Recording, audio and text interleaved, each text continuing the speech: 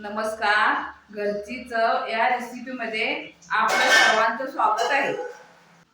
तुम्हाला मी आज कवळ्या फणसाची भाजी दाखवणार आहे.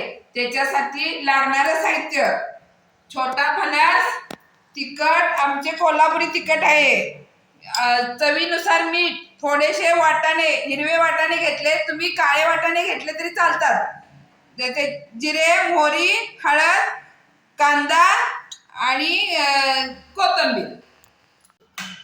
मी तुम्हाला आज फणस कसा कापायचा ते दाखवणार आहे. आता हे आपण काढून घ्यायचं आणि हे वरचे काटे आहेत ना, कापून पूर्ण काढून घ्यायचे. मी आता हे सगळं काटे काढून घेतलेले आहे. असा झालाय फणस. आता हा मी आता परत कुकरला लावणार, 3-4 शिट्या करणार आणि हे करताना थोडंसं तेल लावायचं फणस कापताना. कुकर मधनं काढून घेतलेलं आहे. हे थोडं असं मऊ झालं बघा. हे असं त्याच्यानंतर हे आपण हलक्या हातानं भत्त्यानं असं करून घ्यायचं बारीक. मी आता हे सगळं बारीक असं करून घेतलेलं आहे. ह्याच्यामध्येच आता तिखट म्हणजे आपल्या चवीनुसार साधारण थोडीशी तिखट भाजी करायची. जास्त टाका, थोडंसं 2-3 चमचे टाकणार आहे.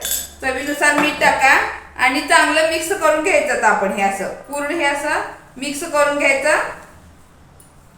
मी आता कढई ठेवलेली आहे, त्यात तेल टाकले. तेल थोडं जास्त टाकायचं. त्याच्यानंतर आपली जिरे मोहरी टाकून घ्यायची.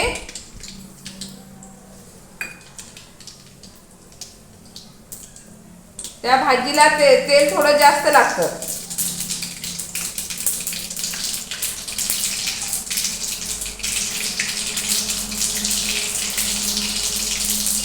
जिरे मोहरी तडतडल्यानंतर आपण कांदा टाकणार. आता कांदा पण थोडा जास्त टाकायचा.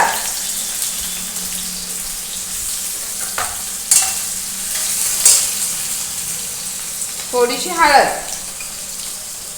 आणि तुम्हाला हवा असेल तर थोडासा हिंग पण टाका. तुम्हाला आवडत असेल तर हिंग टाकून घ्या थोडासा. मी पण टाकणार आहे थोडासा हिंग टाका थोडा. आपले ओले वाटाणे त्याच्यामुळे आपल्याला थोडंसं फोडणीत भाजून घ्यावे लागतील.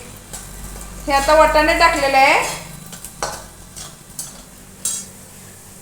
मी आता हे सगळं असं फोडणीत टाकून घेतलंय असं आणि वरून थोडीशी कोथिंबीर टाकणार आणि 5 मिनिटं ठेवणार झाकून त्याला. मी आता ही 5 मिनिटं ठेवलेली झाकून. हे आता कोथिंबीर टाकली. ही तयार झालेली भाजी आहे. आता